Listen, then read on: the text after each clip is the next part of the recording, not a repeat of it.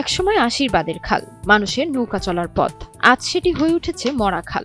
দখল আর দূষণের কারণে খালের পানি ঢুকছে বাড়ি বাজারে, মানুষের জীবন হয়ে উঠছে দুর্ভোগময়।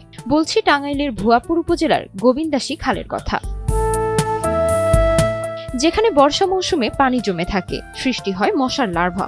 সেচ ব্যবস্থা বন্ধ, ক্ষতি হচ্ছে কৃষি জমির। একসময় যেখানে নৌকা চলতো, আজ সেখানে দম বন্ধ করা নীরবতা। এই খালটা দুই পাশ থেকে মানুষ দখল করতে করতে এমন হয়ে গেছে যে এখন ব্যবহার অযোগ্য। এখানে এই খালের কারণে দেখা যাচ্ছে কোনো বৃষ্টি টিষ্টি হলেই বাজারে পানি উঠে যায়। এ থেকে দেখা যায় বাজারে আমরা সবাই ভোগান্তি হচ্ছে, পরিবেশ নষ্ট হচ্ছে। আপনি দেখতে পাচ্ছেন ডান বামে খালের যে অবস্থা, আসলে খাল কি জিনিস এটা বোঝার কোনো সাধ্য নাই। দুই পাশ থেকে সবাই ব্যবহার করে ময়লা আবর্জনা ফেলে এবং কি স্থাপনা সৃষ্টি করে খালকে অবরুদ্ধ করে রেখেছে, যার কারণে উপকার তো হচ্ছেই না, বরঞ্চ যে কোনো টুকটাক বৃষ্টি হলে কিংবা বর্ষা আসার আগেই আমরা এই খালের কারণে ভোগান্তিতে পড়তেছি। খালের অবস্থা হইলো মনে করেন এই বাজারের যাবতীয় আবর্জনা ফেলাইয়া আস্তে আস্তে বোঝাই করে ভরট করে হেলাইছে। এটা এখন মনে করেন ভরট করার কারণে খালে পানি আসার আগেই মনে করেন বাজারে পানি ওইটা বোঝা হয়ে যায়। এই খালটা আমরা ছোটকালে দেখছি যে এখানে নৌকা পর্যন্ত ভিড়তো। এখন এমন অবস্থা হয়েছে ময়লা আবর্জনা ফালানোর কারণে আজকে এমন অবস্থা হয়েছে, প্রথম অবস্থায় পানি বাড়লেই ব্রিজ চলে যায় আগে। প্রশাসন এবং আপনারা যারা আছেন সকলের কাছে এইটুকু আমার সব বড় জোর অনুরোধ যে এইটা যারা উদ্যোগ নিচ্ছেন এবং যারা কাজ করতেছেন অতি দ্রুত এই খালটি খনন করার ব্যবস্থা করবেন। দখল ও আবর্জনায় খালটির পানি প্রবাহ বন্ধ হয়ে গেছে।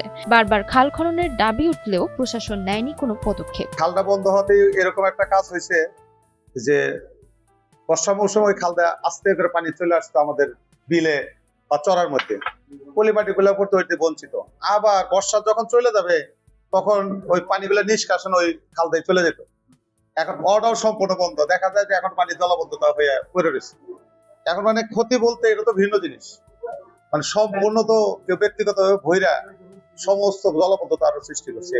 না, এটা অলরেডি আমাদের থানা পরিষদে আলোচনা হয়েছে আর মিটিং এর ভিতরে আলোচনা হয়েছে যে অলরেডি তারা প্রশাসনিক ভাবে এলাকা ভিজিটও করছে, পাশাপাশি করছে। এইটা সহ আরো বেশ কয়েকটা খাল পুনঃখননের জন্য প্রক্রিয়াধীন অলরেডি আছে। পানি নিষ্কাশন 3 ফসলি জমিগুলো হবে, প্রতিটা কৃষক অন্তত পক্ষে বছরে 3টা ফসল ঘরে উঠাইতে পারবে।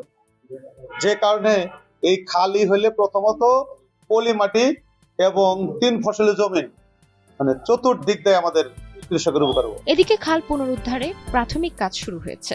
উপজেলা নির্বাহী কর্মকর্তা জানান, দ্রুতই খাল দখলমুক্ত করার ব্যবস্থা নেওয়া হবে। আপনারা জানেন যে গোবিন্দাসী খালটি এই অঞ্চলের মানুষের এক ধরনের প্রাণ এবং এটি তাদের জীবনের একটি অবিচ্ছেদ্য অংশ। তো দুঃখের বিষয় হচ্ছে যে কিছু সংখ্যক ব্যক্তি তাদের ব্যক্তি স্বার্থে এই খালটি অবৈধভাবে তাদের দখলে রেখেছেন। তো আমরা এই বিষয়টি নিয়ে আইনানুগভাবে কাজ শুরু করেছি।